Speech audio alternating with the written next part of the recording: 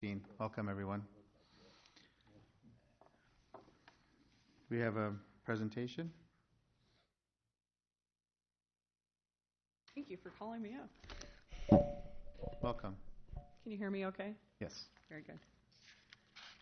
All right, well, good afternoon. I'm here to present the very exciting audit report for the year ended June 30, 2015. We talked about having confetti poppers, but I didn't want to make this too exciting for you all. So good afternoon. My name is Jennifer Decker. I'm with the firm of Hogan Hansen. Want to first thank you for allowing us to prepare your audited financial statements again this year. I'd also like to thank Wes Nelson and his staff for their assistance in completing our audit. Hogan Hansen issued an unmodified opinion for the year ended June 30, 2015, and overall the city is in good financial condition. I'd like to first share a few highlights from the 2015 audit, which presents the financial statements of the city on the accrual basis of accounting, which I know most of you are not accountants, so that's different from cash basis of accounting. One of the major changes in this year's financial statements is we implemented GASB 68, Governmental Accounting Standards Board Statement 68 for the accounting and financial reporting for pensions. And basically that means that you have a lot larger liability on your financial statements for the actuarial determined cost of your pension benefits that you provide to your employees. So don't worry about it, don't lose sleep about it, but it's in there now. And it did have quite an impact to the tune of $10.6 million for the year ended June 30, 2015. The city's total governmental fund balances, which includes the general fund, debt service fund, capital projects fund, and special revenues fund, increased by approximately $0.7 million for the year. And there were 18.87 million of GO bonds issued and 4.6 million in repayments. As of June 30, 2015, the general fund, which is your chief operating fund of the city, it had a fund balance of $12.2 million. So that should signal to you that the city is in good financial sound position. Total expenditures for the general fund were approximately $17.6 million. The city's total business type activities, their net assets increased approximately $457,000. The city's business type activities include sewer rental, sewer rent replacement, city communication and utility, solid waste replacement, urban forest utility, and stormwater management funds.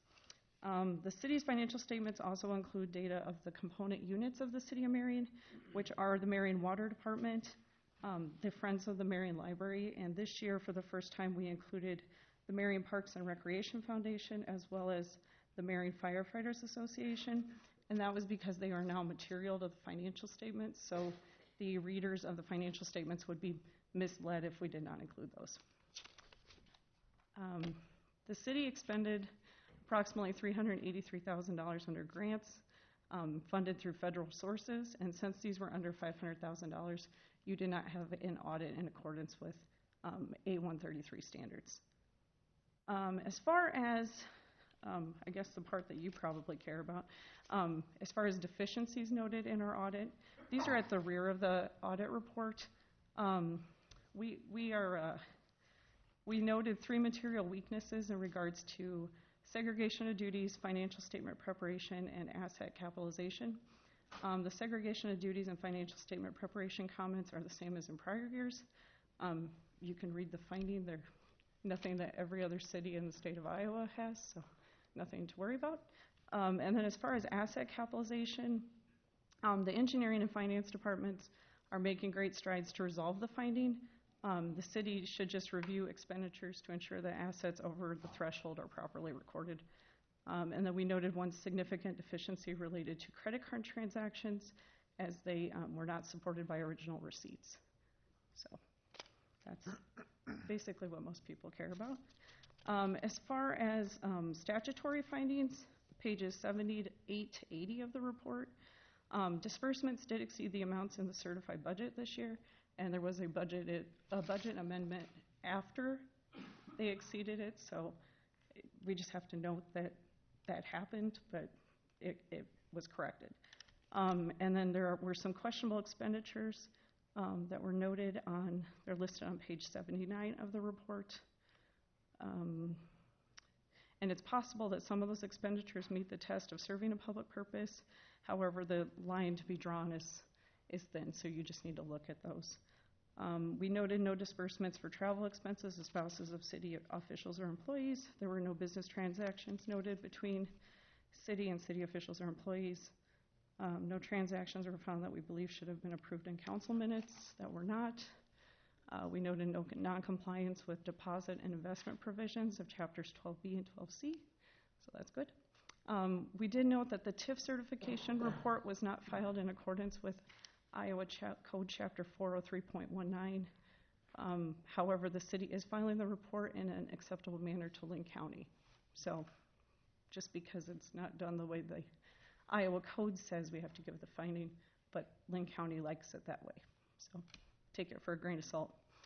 The urban renewal report was filed on time. However, the ending cash did not reconcile, nor was the TIF debt outstanding reported correctly, and the city is now reconciling the data, so it should be correct going forward. The city reported a deficit fund balance in the tax increment financing fund, so the city should monitor the fund and investigate alternatives to eliminate the deficit. And then if any citizens are interested in reviewing a copy, it can be obtained from the finance department, or it is located on the Iowa State Auditor's website. So if you have any specific questions, I would love to answer them. Any questions for Ms. Decker? You had mentioned something about the Firefighters Association. Can you go back to that again and re-explain that one more time, please? Sure. The Marion Firefighters Association is a legally separate entity from the city of Marion. However, since the city is accountable, financially accountable to the organization, and the relationship of that organization is such that the financial statements of the city would be misleading without including them. That's the most general public definition I can give you. That's good enough. Thank you very much. I appreciate that. No problem. I was just going to add, too, that you should all have an electronic copy in your council packets. But then I do have some extra hard copies if you would like one to take home and read at night. So I would. Yeah. And like I said, it's also on the Iowa State Auditor's website, along with every other city in Iowa. I do have a question, and Yes. it's more maybe to Lon or the city. For the questionable expenditures, it says city's response to your recommendation was that the council has reviewed these types of expenditures and feels that they do serve the public purpose and have passed policies addressing these for staff to follow. What policies have been passed for staff to follow? That's my question. For example, one of them would be related to the use of public funds for things like open houses. If we buy food or do something like that for an open house, that arose out of a change in interpretation that came out of, I believe, the Iowa Attorney General's office a couple of years ago, where they went back to an opinion that had been used since about 1979 and revisited that and said, hey, now we're not entirely sure that these things are proper expenditures of public funds, but the law also gives the council the authority to determine, yes, we believe that those are proper expenditures of public funds. When we looked at those types of things specifically, for example, public involvement and outreach, providing additional information to the citizens is a strategic planning goal. Having open houses to showcase city departments, using public funds to invite the public in, and providing refreshments for those was something that the council felt was an acceptable use of those funds, and so we passed a policy to govern that. Gotcha. Makes sense. Thank you. Yep. When they did that, Jennifer warned us that it would probably still be an audit finding going forward, but at least we would have a policy on the books to govern it to make sure that the staff had some guidelines. So every year, basically, you call out the same it's thing. It's not Okay. every dollar that's ever been spent on a vegetable tray that the city of Marion had. It's only the items that are selected in our samples, because as an auditor, we don't select every single transaction in the city of Marion, because we would never be able to finish our audit. Even though it feels like we audit 100%, we don't. So those are just the items that come through on our samples. Thank you. So the new software that we implemented, or we're going to implement for budgeting, will that help some of these? These are reoccurring things. I just wondered if that will alleviate some of these, that they show up every year. seems like. Yeah, one of the things that it should help with quite a bit that just comes to mind is the asset tracking. We'll be able to track those in our software rather than having to keep track of it in Excel now. For example, some of the things that Jennifer might find would be, a timeliness issue. If engineering has to put together a spreadsheet that quantifies the value of road improvements, then that has to get sent down to finance. Finance has to go through it, make sure it's verified. Well, there's timelines that all that kind of stuff is supposed to be done by. Now, rather than having to send that through all those different steps where everybody has to touch it, we'll be able to just enter that into the budget software itself and then be able to pull out anything that they would want to look at. So it should greatly simplify those types of things. Yeah, I thought Luann was in here, but she was showing me how you could drill down into things, into the budget line items. So I wondered if that would be able to satisfy you better seeing this. We'll see next year. And then, let's see. Yeah, segregation of duties is one of those ones that I don't know that I've ever seen an organization that's been able to avoid that. The number of staff that you would have to segregate every duty off and then have your internal controls and redundancy would be well beyond our ability to pay for it. And so some of the things that you said met the county's. Yes, so there's a report that the city has to file every year, and one of the requirements of that report is that you certify only the debt payments required in, they file it that they certify only the debt payments required rather than all of the debt that was incurred. And they do that because the way your TIF parcels work in the city, and Wes, you can correct me if I'm wrong, but the rebate agreements are not on a fixed debt amount, and so therefore it's difficult to calculate the future rebates. So he only requests the amount that he knows he needs to pay those rather than the county sending all this extra money that you don't have, really you shouldn't have the TIF debt for. So it's more of so the county has it easier for them to determine this as opposed to than having to refund amounts and things like that. So it's acceptable. However, we have to report it as a finding because it doesn't meet the technical definition of Chapter 403. So do you audit the county as well? I do not audit the county. Yeah, so I wonder how they report it up to the state if they aren't doing the code. You'd have to ask their auditor. You know, Wes, are they? I can sure no, I don't. Yeah. So all we have to do is meet what we have to report then to the county. That's right. And we've met the letter of the law then. You've done it in compliance with Lynn County, yes. Okay, Yes. Thank you. No problem. Any other questions? Very good. Thank you so Okay. much. Thank If you you. come up with anything, please feel free to let me know, and I'm happy to explain what I can. So, thank you.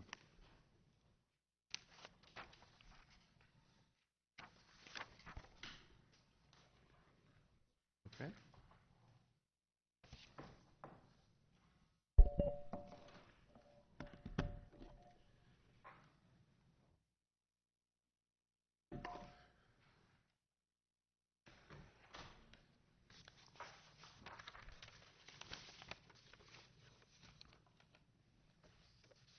Okay. Thank you, Your Honor. Under Public Service, the first, just for the council's information, the first 5 resolutions, those are pertaining to the Verizon wireless project that we discussed last year. We're in the process now of removing the Alliant streetlights. What we're going to do is put city-owned streetlights in, and that's where they're going to mount their equipment. So right now we're in the process of that, in case you guys had any questions about those. Is that because we're doing the power for the? Yeah, we're doing everything. We're putting the infrastructure in. The weight of the antennas are significant. They're about 80 pounds, so we have to put a stronger pole up and a footing to support that, to compensate for that. Then it'll obviously be our power. Yeah, okay. So, yep, so far so good. Everything's going good on it. Okay, we'll start with number 6. This is a discussion regarding the wastewater treatment agreement with the City of Cedar Rapids. This has been ongoing for about 5 years now. But we have come to terms on this, and so I want to brief the council and then also provide a history for the new council members regarding this. So All of our wastewater that we generate within the city of Marion, the sanitary sewer water, that goes down to the Cedar Rapids water pollution control facilities. Back in 1979, we executed an agreement with the city of Cedar Rapids to send everything down there. And at that time, we put limitations on what we could do, or capacity-wise, what we could send down there. And then with that, we agreed to provide operational and maintenance expenditures annually to the city of Cedar Rapids based on population. Not necessarily on flow, but on population. So every year we get an update from the city of Cedar Rapids in regards to our costs, or our allocated costs based on our population, and then we proceed to pay them. Just for some history, Marion did have its own wastewater treatment. We did have our own lagoons. This is Highway 100 and 44th Street, just north of Highway 100. That was one spot of one of our lagoons. You can't really see it in this picture, but it's right where the 5 is. That was one of the lagoons that the city of Marion operated. The other one was just outside of Hannah Park, right there. We had a series of cisterns and lagoons as well.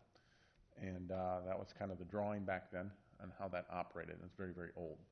And so, and then that's another drawing of how it looked. So back in '79, we proceeded to work with the city of Cedar Rapids when they built the water pollution control facility. This is last year. This is our population. And so Marion, as you can see, we accounted for just over 20% of the total cost of the operation of the facility, minus any operations attributed to the industrial loadings of the plant. So the way we do this is that we take the residential population in the metro area, not including the industrial loadings. Those are the major industries like Cargill, Cedar Rapids Paper, Quaker. Those are taken off, and then we divide that up among the population within the metro area. Every year we get a report like this. You can't see it. If you want this information, let me know. I'll get you some copies. But this breaks it down, everybody's costs through the metro area. We started doing this about 3 years ago. That way we can see where all the money's going.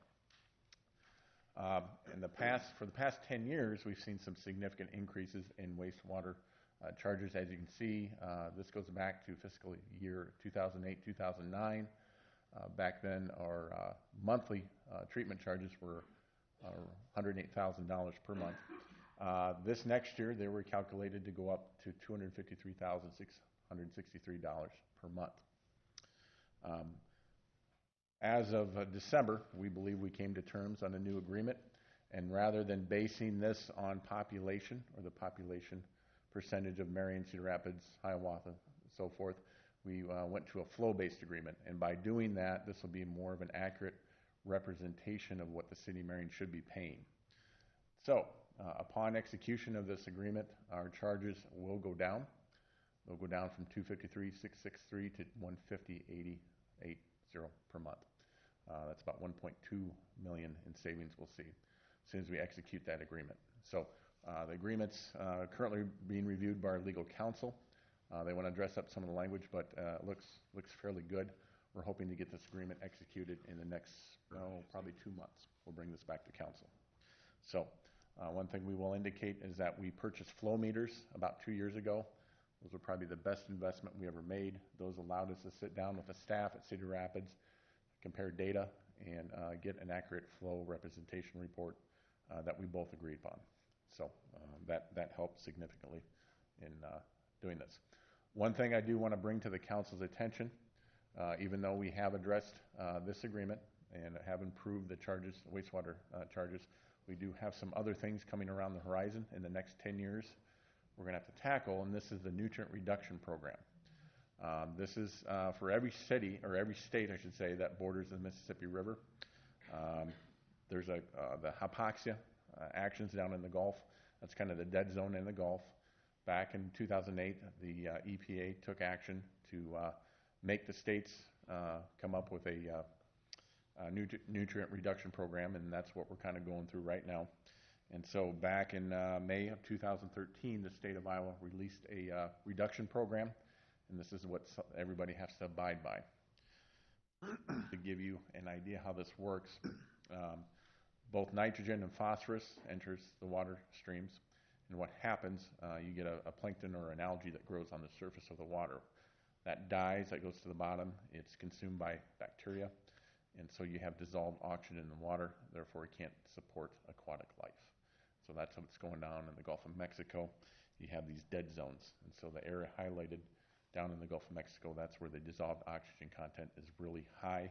Therefore, you have this dead zone down in the Gulf of Mexico. So everybody's taking actions to address that. So they want to reduce the amount of nitrogen and phosphorus entering the waterways.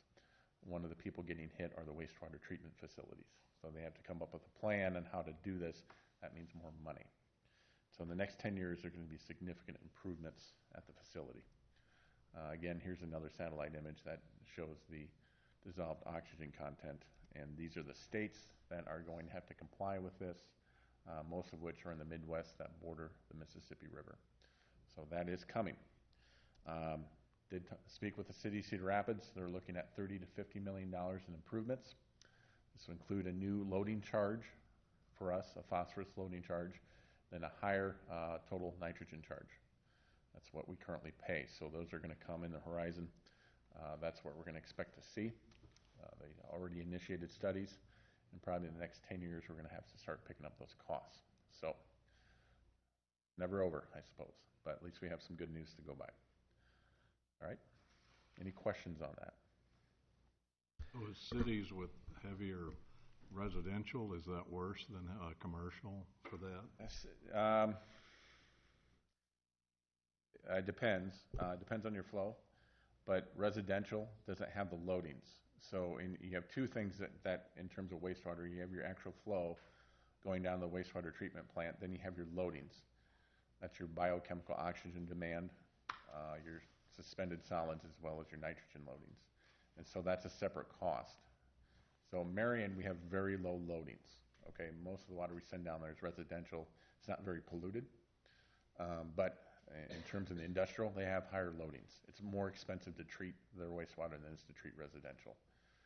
When you have a higher residential population base, you pay more for a flow rate entering the facility, if that makes sense to you. Well, I just wondered, we had talked about doing some tile fields Yes. for commercial, and Yep. I wondered if that would alleviate that. It would alleviate quite a bit. And so, speaking with Lon, since we are going to see some significant cost savings starting this next fiscal year, it would be prudent to have this discussion now, since we have gone or going to a flow-based agreement. If we wanted to look at those, this would be a good time to do it, since we'll have some money set aside to look at that. Yeah, so that would essentially keep all that close by. I mean, it'll be absorbed and not into the river. Yeah, I think I got. Look. It would essentially function actually as a pre-treatment system that we would take both flow and loadings out of the system. The only other thing I would want to mention is that what this will do, going to a flow-based agreement would dictate that we should probably maintain higher reserves in this fund. Because it is flow-based, we have to compensate them for flow going down to the plant. And even though I think, especially amongst this metro area, we do a good job managing our inflow and infiltration into the system, if we have a wet month, our flows do go up. And so while the regular monthly charge might go down, it also, the old system was we had one flat fee every month that we knew that we were going to pay. Now it's going to be variable based on usage, and we will have to have some money in the account to pay for those months where there's a lot of rainwater and stormwater going down there as well. This last year, we registered on average 4.1 million gallons a day.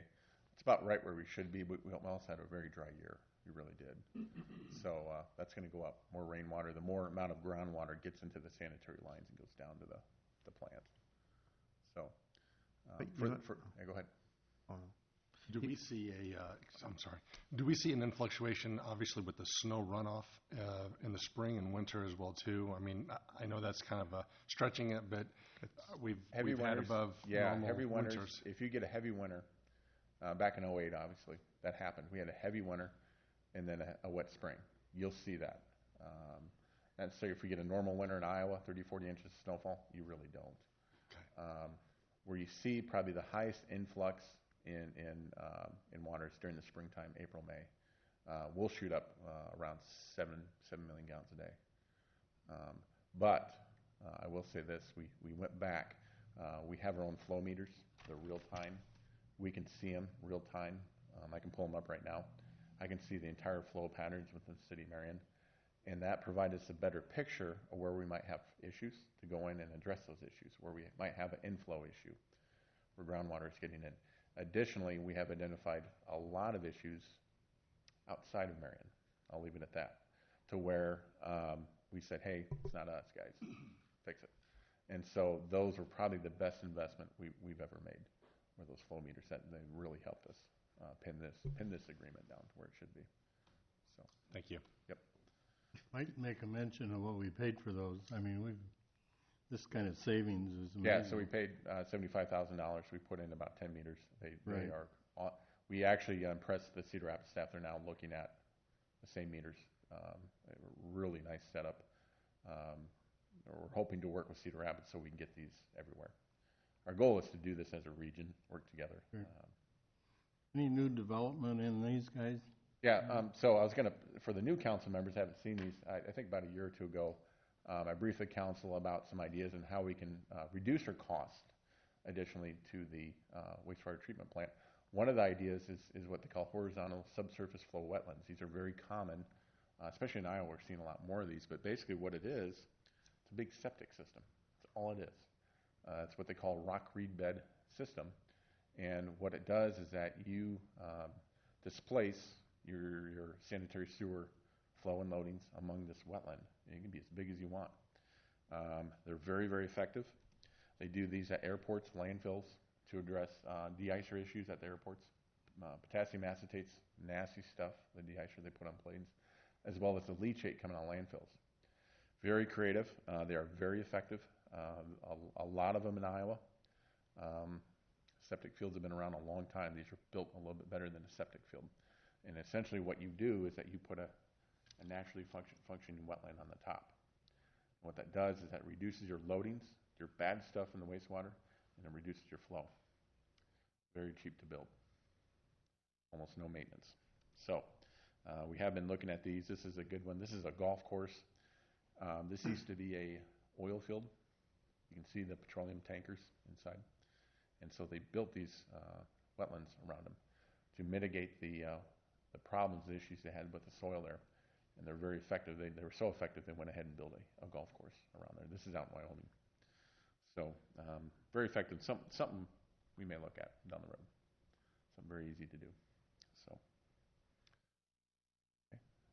You might have already mentioned this, but the $30 to $50 million improvements that are coming, are they looking for participation in that? So what we'll see, I don't know if I got a... Of course. Yes. Yes, of course. Nothing free.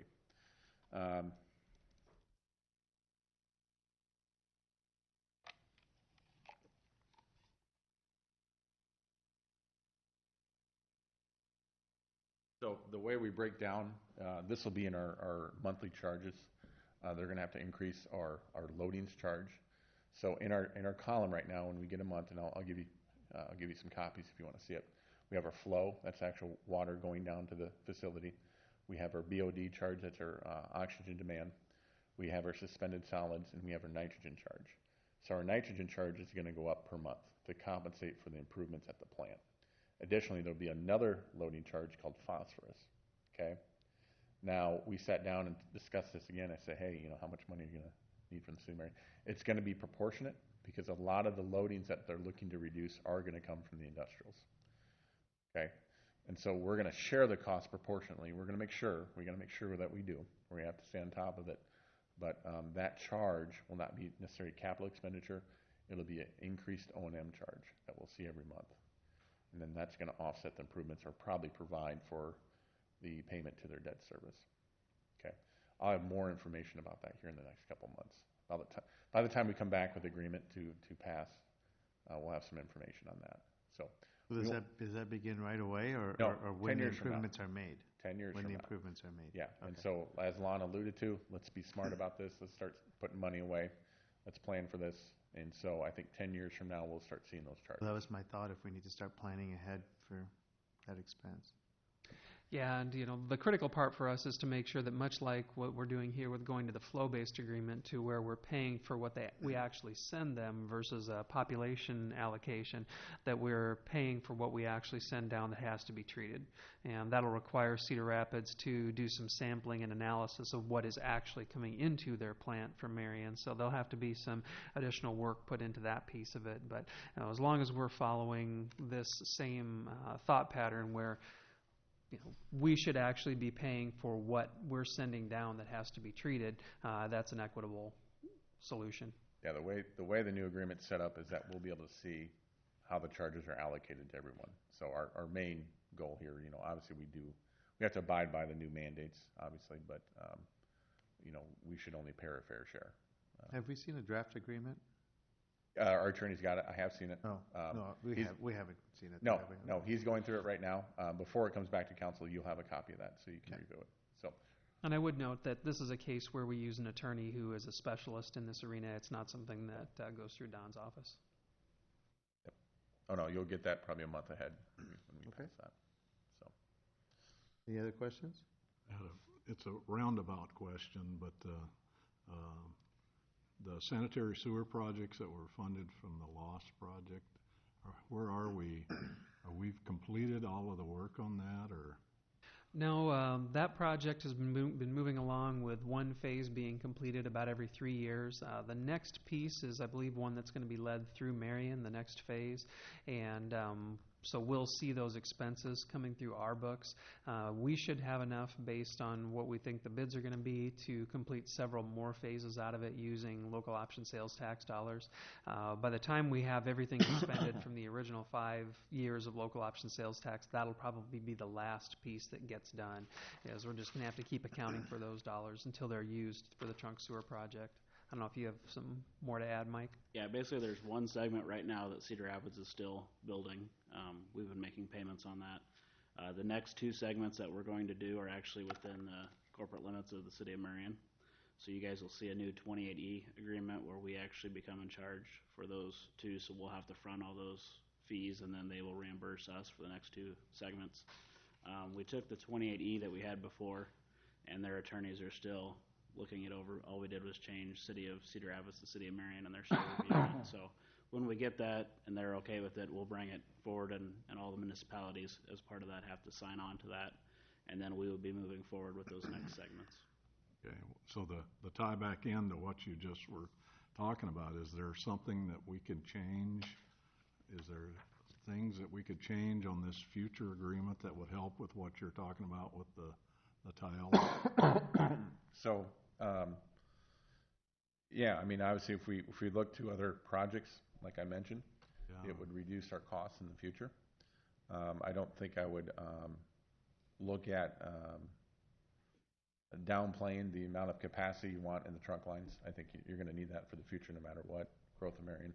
But yeah, if you look at options, they definitely. I just thought maybe if another branch off of it would help to, do what you're talking about here. I think that can be done very easily outside of the scope of the Okay. trunk project. All right. It's not difficult. That was that's Yeah. my roundabout question. It's very easily done. Yeah, okay. The way the financing for that project was structured, Joe, is that Marion is basically paying for a certain amount of capacity inside of those pipes based on population projections. So if we're able to do something like Ryan is suggesting and take 1 million gallons per day of flow, for example, out of what we're sending down there, then that capacity, instead of lasting us for 50 years, might last us for 70 years. So there are some real gains to the community for us taking a look at those, because then we don't have to invest in making them bigger in the future. The other thing that I would point out is that we talk a lot about the trunk sewer, but that's one of 2 trunk sewers that Marion has, and this is the one that actually is a cooperative project between us and the other communities in the metro area.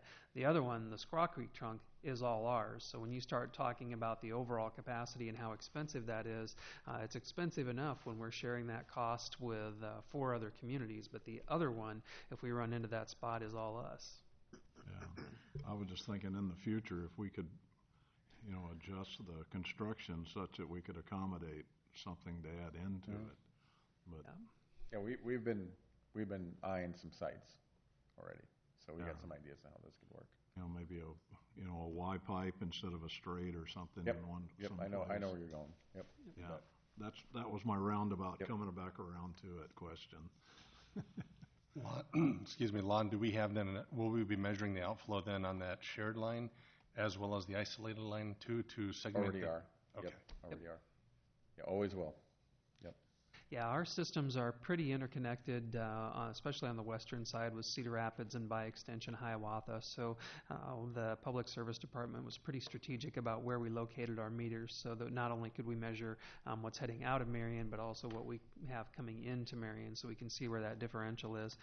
There's also, if you eliminate I&I from your system, then the amount that you're sending out is going to be a function of the amount of water that you pump and contribute to your system. And that's what really made us start questioning the numbers that we were seeing, is because we knew how much the water department was pumping into the system and they didn't match. You can't manufacture water.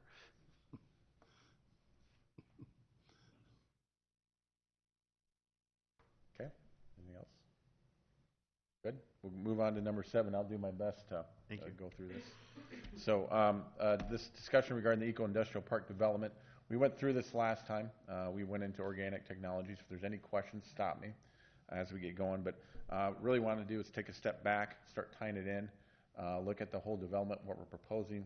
As I said, this is not just a facility that we're proposing, but we're looking at a development that is self-supporting and sustainable. Infrastructure also provides some economic gain and then improve the quality of the community. And I'm pointing not just for public service, but to see how the community could take advantage of what we're proposing, not just in terms of providing new facilities, but some of the stuff we'll be doing there. There's a lot of moving parts with this, so please, if you got any questions, let me know. We're talking about renewable energy, some of our zero waste goals, organic technologies, alternative fuels, and a lot more. So if stop me if I start babbling too much, but eventually we'll start tying this in together and showing you how we're going to bring this all together. So with that, we've come together, looked at how we could put some facilities in this development. We're proposing zero energy models. What we're saying is that if we do build these facilities, they're not going to be utilizing conventional energy. They're going to be all renewable. At the same time, our goal, or the objective, and it has been since the incentive of this project, is to build this at no cost to the community. We don't want to increase our debt service or anything out that we do at public service. We want to try to see if we can do this at no cost to the community. That's our goal. We're close. We're going to try, but we're going to do this. So like that. Yeah, go ahead. Yeah, we're Like going to try. We're going to get close. We are close, though. So what propelled this, and this is for the benefit of the new council members, is that right now we have this fabric tension structure that's tied onto at our main facility at Public Service.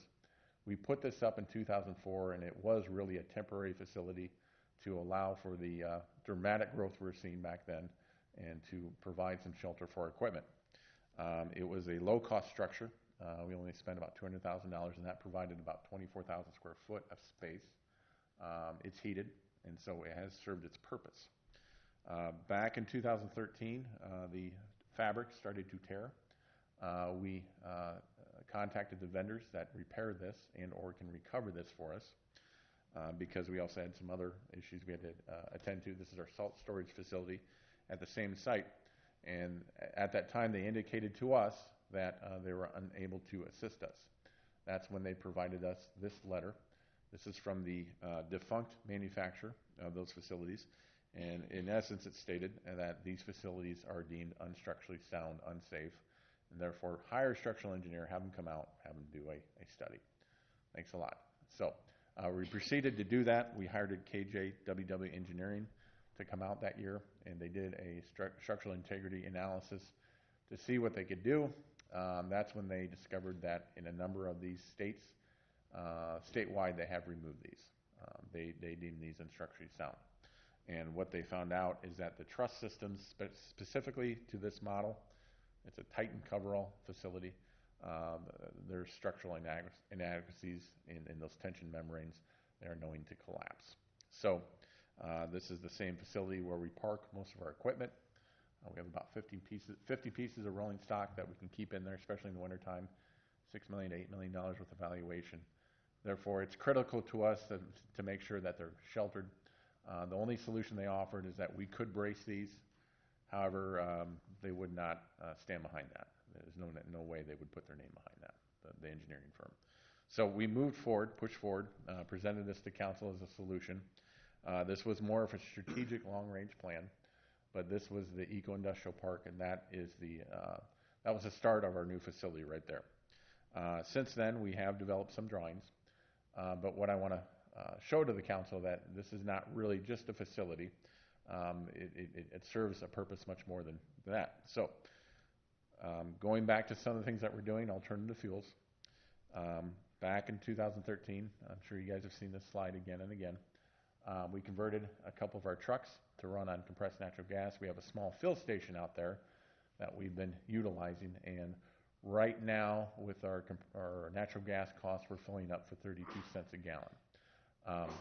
Back in April, I believe, the federal government reinitiated the fuel tax credit. We're now getting 50 cents back. So we're getting that tax credit back. So we're filling up for 32 cents a gallon. We're getting 50 cents back. We're netting about 18 cents a gallon right now. Thank you, federal government. So that's how effective they have been. They've been performing fairly well, but for a biofuel truck, they've been doing what we want them to do. So the facility that we are designing is not necessarily just a storage facility. It is actually a fuel depot. It gives us the ability to fuel inside and also take some creative financial opportunities to depreciate it out as a fuel depot rather than a sitting facility, so to speak. So we're doing this for a number of reasons. We're exploring some tax credits. At the same time, we're looking at outfitting this with the sensors and the things that we need to do in order to provide the adequate codes, I should say, to house natural gas equipment. So anytime you work with alternative fuels, you have to have the proper sensors, the proper lighting, things of that nature. If you do it in your existing building, it's very expensive to upgrade. Therefore, with a new facility, it gives you the opportunity to look at this and do that. At the same time, we briefed the council back in December. We are looking at building a commercial station. We did submit an application to both the USDA and the State of Iowa Agricultural Land Stewardship for some grant money to build a retail station. We're hoping to hear back here in the next few weeks to see the status of that application. But that would not only serve the city's needs, all departments, but as well as the public's, could benefit the school districts if they wanted to participate. So there's, again, a lot of opportunity here to explore. If we did this right, our fuel costs, just at public service alone, we could serve to save $300,000 to $400,000 annually. That's how much fuel we can spend easily in a year. That's with our refuse trucks. That's with snow removal. Obviously, with snow removal, you never know how much you're going to spend. But if we do this right, that's how much cost savings we could realize.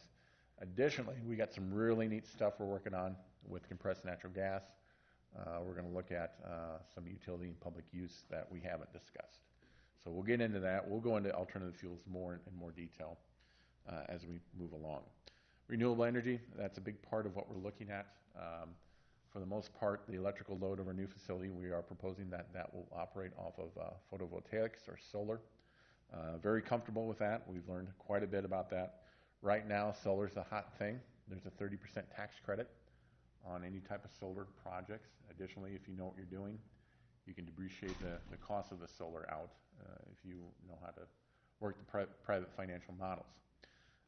The big thing these days is community solar gardens. This is becoming very interesting. We've had about 9 developers approach us about a community solar garden. And essentially what this is, you allow a person to enter your facilities or utilize a space that you may have. They build out these large solar arrays, and it gives them the opportunity to sell it to investors, and or if they have a power purchase agreement with someone, to sell it back to the buyer. The thing about community solar gardens, they need the land to do it. Okay, that's the hard thing. You need the facilities to do it. Also, zero waste. That's the big goal. We went into organics last time, and so I'm going to start tying this back into what we're doing with zero waste. And I showed this slide last time. That a long time ago, our council said, "Yeah, we're gonna work towards zero waste. We can do better. We don't want a landfill." And so the rule of thumb to become certified as a zero waste community is 90%. And we were going to do a motion to go ahead and apply for this, but we're going to wait till we get a permanent board appointments on our public service board because they'll actually file that motion. But again, 90% landfill diversion rate, that's where you need. Right now in the United States, no one's there. These are the top cities within the United States. San Francisco, 80%. Los Angeles, 76.4%. San Jose, everybody's out in the West Coast, obviously 75%. Portland, Oregon, 70%. San Diego, 68%. Initially, I thought we were 27 to 33%, because that's our recycling rate within the city of Marion. That's actually pretty common in the Midwest to have that recycling rate. That's your curbside recycling at the curb. So I thought we weren't even close, but I was wrong. Where do you see the proposal of us gaining that 10% over San Francisco? We'll get to that. Okay. So, San Diego, California, I went in and I kind of asked around what they did, how they got there, and there's a couple things here. The wording on becoming a zero waste community is a little misleading. At the same time, what they're doing is not that difficult, so we're kind of going to this. So San Diego, California, they initiated an ordinance for everyone to recycle. We have a similar ordinance. We actually have one of the first zero waste ordinances. We abide by the hierarchy of disposal. At the same time, we do require people in multifamily homes to recycle. Okay, we do have some requirements on that. San Jose, they have some zero waste event programming. We actually have that here in Marion. If someone wants to do a zero waste event, public service will help them. It's something our board put together. We'll give them to actually tell them what to utilize, how to separate everything out. We'll give them paper cups and stuff like that that's biodegradable. And you can do a zero waste event. It's not that difficult. City of Portland, they did a ban on plastic bags, foam. A lot of these cities went in and arbitrarily banned certain materials from the grocery stores, bags, cups, things like that. Very common for them to do that. Okay, it can be a little difficult. You can get some head rush. When I was out in Yellowstone, I went to the grocery store, and I noticed how expensive plasticware was. They almost wanted $10 for a set of 96-piece plastic. Same thing for a plastic plate. They wanted $8.99 for 32 plates. I couldn't believe that. And when I went to tour their facility, I asked them about that. I said, well, yeah, that's the way we want it. It ends up in their compost. Because remember, all the trash that they take into the park comes back to them. So they don't do that to hit the tourists. They do that because they don't want a solid waste stream. So it's intentional. All right, so pretty clever. But yeah, I couldn't believe how expensive that was, but that's why they want that stuff out of there. San Francisco was number one. 2007, they did the same thing, banned disposable plastic bags, and they had a very good recycling and composting system. Well, that kind of confused me because I never counted compost in that before. We just always did it, but I contacted the Alliance again when I was getting the application packets. That counts. So City of Marion, we're actually around 60% right now, okay? Because all the yard waste that enters our facility, we recycle all of that. We don't send that to the landfill. So we're sitting about 60% officially. Don't know if I agree with that, but we do. So it's not too bad. We're not that far behind. We can catch them pretty easily if we wanted to. And so compared to these, we're not too far away. Now, last time I talked about organics and how much organics in our solid waste stream. Okay, our solid waste stream, what we take in, the typical solid waste stream, over 50% of what's collected is organic material. And that's that on the left. Okay, that's that stuff I showed you. That's all organic. That's your paper waste, that's your food waste, that's all that. That's the stuff that you can get out of the solid waste stream very easily. Then you got your inorganics. And that's why Yellowstone looked at that. They looked at the very old sear drum because they knew that most of the organics can be easily sorted out. All right? Not going to show you that. That's actually a film from sear drum from 1945. That's how old this technology is. That's a new sear drum. That's down in Atlanta. They just took delivery of 8 of those. And that's one getting off the barge. And here's the plans for those. So you can build them on shore if you want to. And so with the ability to capture 40% or take that out of the solid waste stream, that's a game changer. That puts us about 80 to 85%. Now the cost of one of those sear drums is probably a couple $100,000. Same cost of what our screener we just bought, a public service, right? Same thing that Fiberite uses. So instituting a simple device like that would put us ahead of everybody else. If the council wanted to look at something like that, we'll get to that. And so that leaves the ability to cover or recover a lot of the things in the solid waste stream that you can make money off of. You do that with a simple MRF design. That's what, well, it used to be City Carton, but now it's Republic Services or Allied. That's what they do there, but even you don't have to go that extreme. One of those is very affordable. And so with that, that gets us to what we're looking at next year for our solid waste, how much we pay for solid waste. This year we pay between $250,000 to $280,000 to the solid waste agency to take our garbage. Additionally, we do have to pay for recycling. We pay anywhere from $200 to $3,500 a year for them to take our recycling. In addition to that, we pay this next year we're going to see some dramatic increases for recycling. We already talked to the council about this, $280,000 to $300,000, $65,000 to $85,000 for recycling. Our recycling is going way up. The recycling industry took a hit. Petroleum prices are down. When oil is down, that means recyclable plastics and other things aren't worth as much. Additionally, we're paying for some improvements of the new facility Allied just purchased. So kind of paying for it right now. But those materials that we see in we always believe that you can commodify solid waste. Well, you can. Everything in your solid waste stream is worth something. And these are today's prices. If you know where to take that to market, every single one of those elements is worth money. And believe me, there's a lot of people that have this figured out. Aluminum, you can sell that for $40 to $200 per ton. Recovered plastics, $500 to $500 per ton. Metals, $35 to $120. Corrugated cardboard, we do get money off of that. We do get some revenue off of corrugated cardboard. Wood chips, if you know what you're doing, you can make a lot of money off of that. And cellulose, that's the interesting part. You can make a lot of money off of that if you know what you're doing. I'll show you guys later what we're doing with that. So anyways, getting back to the eco-industrial park, that's one of the facets that we'd like to introduce into here. Very easily supported. It supports itself, believe me.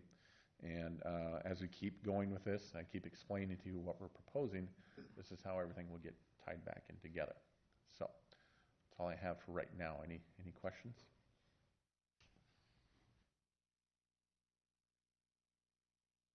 Nothing?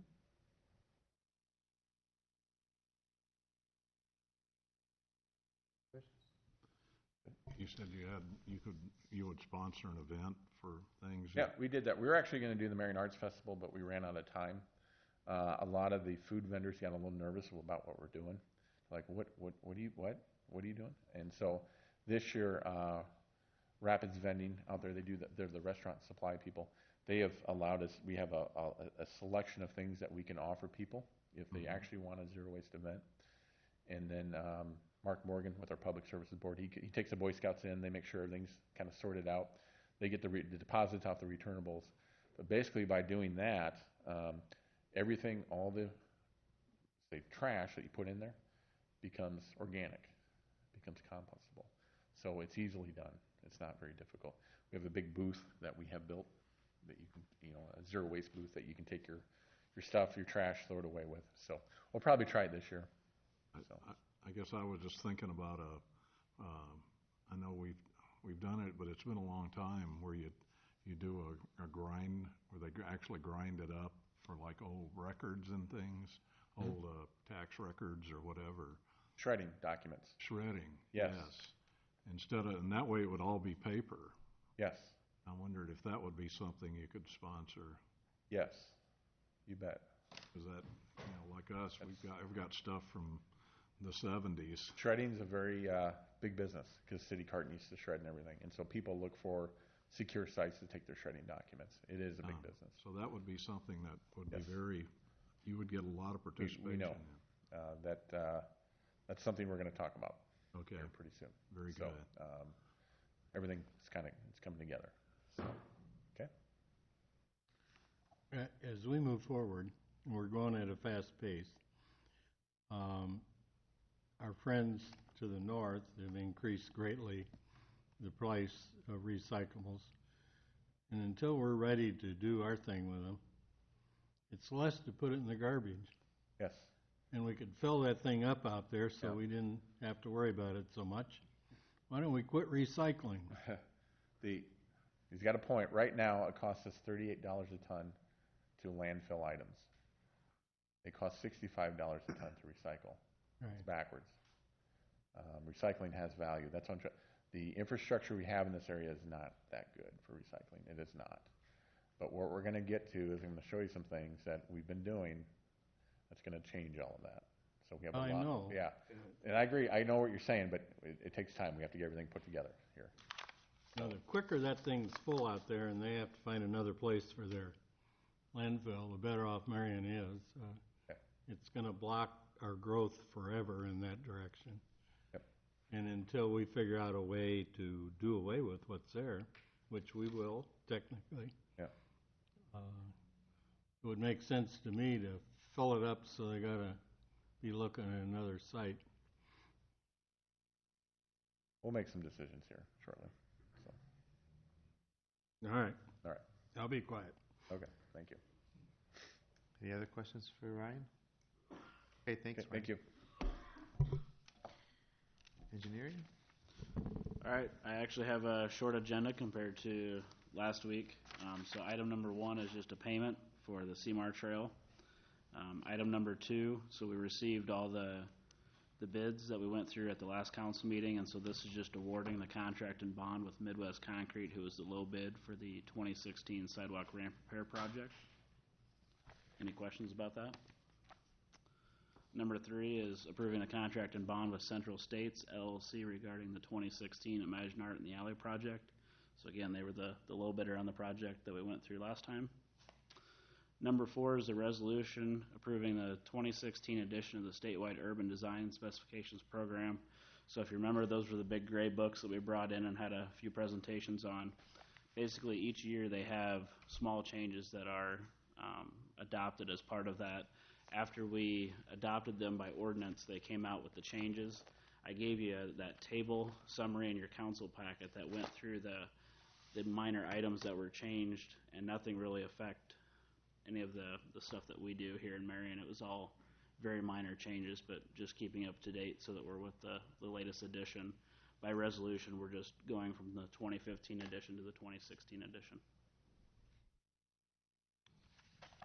Okay. Any questions for Mike? Okay. Thanks, Mike. Planning. Yes, there's 3 items under planning tonight to talk to. The first 2, 3, and 4, it's basically up to the council. These are just setting date for a public hearing, so I'll discuss those at the work session prior to the public hearing. We try to do a detailed report when we set the date, and then I can do a report before the Tuesday before the meeting, so I don't have to do it twice.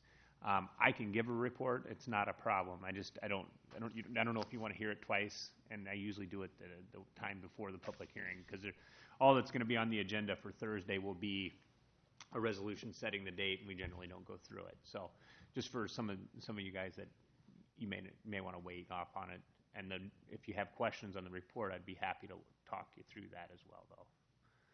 One of them is Hy-Vee. For those that are in the audience, setting date for public hearing on the preliminary site development plan for Hy-Vee Food Store. They're going to be doing a complete remodel of the building on 7th Avenue and 35th.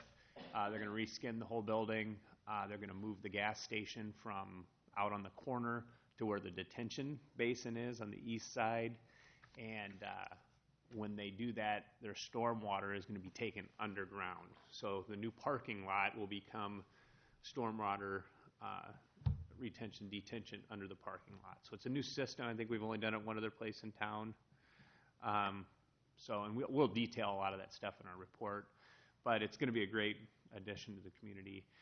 The Planning Commission reviewed this at their meeting last week. There were some neighborhood concerns with a couple of different things. And so we're trying to work through some of that with the store manager. Hy-Vee did go out and have a neighborhood meeting with the neighbors prior to the meeting. They wanted to know who we contact, so that was a good thing for them to do. So I think that helps a lot when they do that. So anyway, I'm not trying to avoid presenting, but if there's questions, I'd be happy to do it. But we're just going to go through them again in the next meeting as well. So we're just setting the date for the public hearings on those 2 items. Number 5, I think Kesh would like to address the council on this topic, if that's... Very brief on this. In 2014, the city adopted the Master Trails Plan. And then following that, in August of 2014, the city council appointed, or the mayor appointed, the Bicycle and Pedestrian Advisory Committee. One of those members that was appointed was Cody Crawford, a former city council member. I believe that Mr. Crawford had kind of a passion for trails or family activities in Marion, and so that's something I put together the memo, the G5 memo, for you, kind of giving the background of, originally there were 12 members appointed to that. It's made up, and I gave the list of their city staff that have an interest in, who develops these trails or how they're developed. Council, Planning, Zoning Commission, residents, the CMPO, Lynn County Public Health, Lynn Area Mountain Bike Association, and the Lynn County Trails Association. And it's something that I'd still like to have a city council member on that board to provide some insight as far as how an elected official looks into these things and gauge some interest or support for those as well. And that's just something I'd like all of you to think about of would you be interested in serving on the Bicycle and Pedestrian Advisory Committee, and are you interested in trails? Are you interested in, it doesn't necessarily have to be that you're walk only. I mean, you can walk, bike, run, bird watch. So anything of interest to you, let me know, or Nick know. Okay. Thank you. I have a question about 2A. Can you explain what that is? Oh, sure. The city of Marion has the opportunity to review all plats that occur within 2 miles of our corporate limits within the county. So what generally occurs if a plat comes into the county for a farmstead split such as this, the county does a review of it, they pass it along to us, and then we take a look at it as well. We receive and file it. We usually run it through the Planning Commission and then bring it to the council, just for purposes of complying with the way the state code reads on that. I would say most of the time there's not much of an issue with it. Lynn County has a very good subdivision ordinance. You probably have ran into this, Will, in your line of work. I know Nick probably has as well. I think the minimum lot size for a residential or for a land split in the county, if it's not zoned for residential, is 35 acres. So we don't have much rural subdivision development on the boundaries of our community because of that ordinance. And generally, we have a really good relationship with Lynn County, and such that if the plat comes in and someone wants to do something, they get in contact with us to assure that they're not developing small lots on septic systems and well development right outside our city limits, where we may annex soon and develop, or maybe developed within the city. A lot of communities in other areas of the state where they don't have such regulations in the county. I came from Des Moines County previous to Marion and Burlington area. They don't have county zoning, so someone can buy land just over the city limit line and subdivide it and plat it to county standards without much of a review, except for subdivision. It's the only thing that holds them back. So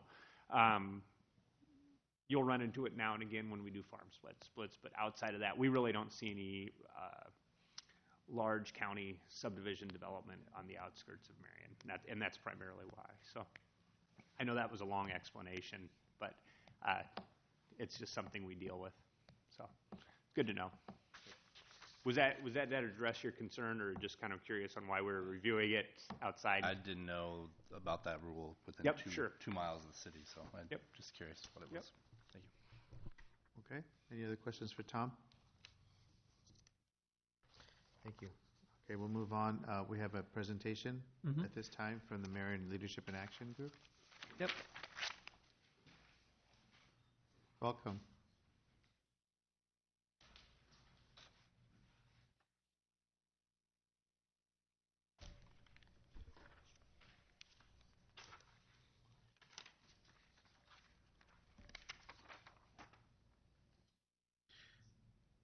Perfect.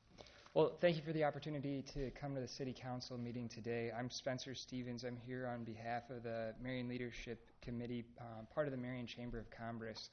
And several of the other members are here with me today. They're back in the back. And we have taken on a community beautification project, much like other groups have through the Marion Leadership Committee, most recently the banners. And our task that we are working on, we have coined it Operation Snowflake. And what the purpose of that is to do is raise funds to purchase additional snowflake fixtures, as you can see on the post there. They're out on 6th Ave right now. Soon to be South 11th. There's going to be some North 10th, and then Tower Terrace as well. We'll have these fixtures out there. Right now, the city has approximately 25 of these, and there's about 80 poles that need them. So our goal is to raise about $20,000 to complete the additional 55 that are needed around town. And through that, the actual cost of the commercial-grade LED lights is about $600. But through the manufacturer, they offer a 40% discount when it's ordered in the spring. So we plan to take full advantage of that and hope to have these ready for the next winter season with at least the current poles that are up right now. And to date, we've raised about $3,000, and we would like the City Council to match up to $10,000, not to exceed $10,000. So our total raised would be $20,000 for these additional fixtures. And like I said, it's about 55 more of them that are needed right now. And then eventually, hopefully, the next committee can continue on with a similar project, or at least this project. That started 2 years ago is when the first committee came to raise funds for the actual fixtures themselves. So we can take any questions. Several of us are here, like I mentioned, and we'd be happy to address any of them that you have. Questions? No, I had a question I had, Lon. Would that be something we could take out of the hotel motel tax fund? Yes, that'd be an appropriate expense for those funds. Thank you. Is that what we did last time? It's been The done. banners, I think. It's been done a combination of different ways. Since this was an outgrowth of the Imaginate project, we've done some using local option sales tax funds. We've also used some hotel motel tax funds. It's tourist attractive, it makes sense. Well, just while the group is here, I think I'd like to just say thank you to all of you for taking interest in our community, participating in this program, and doing what you're doing to improve our community and make a difference. So thank you very much for your efforts. I think Joe had a question. Yeah, are you looking at this just for the Christmas season, or are you looking to leave these up all the time, or? I believe they're up all throughout the winter season. All I'm not throughout. sure the exact dates that they go up. Just the winter months? Yep. Yeah, okay. Okay. Thank you. Thank you very much. Thank you. Will there be an actual formal request coming to the council for? We had received and filed a request that was, I think, just kind of a copy of the letter that they sent out to all the businesses seeking donations, but it didn't have a specific dollar amount in it. We could just go with that and fill in the dollar amount, or see if they want to make a specific request. Be good. We'll get the request and we can move forward then. Sure. How long are you fundraising for? I mean, when's your Now until date? probably Cutoff date? April, March-ish. March, okay. Okay, so can you just do a letter to the council asking for? Okay, thank you. Yep. I'd like to mention the discount that's available to us, the 40% discount is actually until March. We are aggressively active toward it right now so that we have. Okay, thank you. Okay. Yeah, the first item under administration start is number 2. That's a development agreement that we've had a draft of with Franz Community Investors for quite a while. We finally got the information that we needed from the bank to be able to complete that agreement. Basically, this is the first one where we would have a direct loan with the company where they would be required to pay it back. And what we'd been waiting on is we don't want our money to be hanging out there forever, so we asked them to provide an amortization schedule on the building so that we would know that at some point they're going to pay down the private financing enough and our financing enough that they can refinance, pay us off completely, and move forward with private financing. I have it from the bank. I haven't calculated that date yet, but I'll have that ready and do the full briefing when we take action for it for Thursday, so we can know exactly how long we would expect to have those dollars tied up before we get them back. Number 4 is an extension agreement for 1007th Avenue. This is the Owen Block building, more locally known as the Maidwright building. Came in from Capital Commercial Division. As the council will remember, we had sent them a letter back in December prepared by our TIF attorney that said that we did not expect them to be able to comply with the terms of the development agreement because all renovations to the building were supposed to be done by December 31st. They have requested an extension through the end of February. I have had our attorney take a look at that, and he's in agreement that they had proposed a couple of changes to the one that he prepared, and he's comfortable with the changes that they make, so it's ready to move forward. He does recommend that we do that, the council does approve it, because in his opinion, with these types of agreements, it shows that the city has worked in good faith to give the business the opportunity to address the problems that have arisen with that project. His concern is just that in past experience with these, where cities have gone back and asked developers to repay the funds because they've defaulted on the agreement, it's not atypical for the judge to grant them an opportunity to try to take care of the problems anyway. So if we do that on our own, if they aren't able to complete it and we did end up having to ask the company for the money back, it puts us in a much better position legally.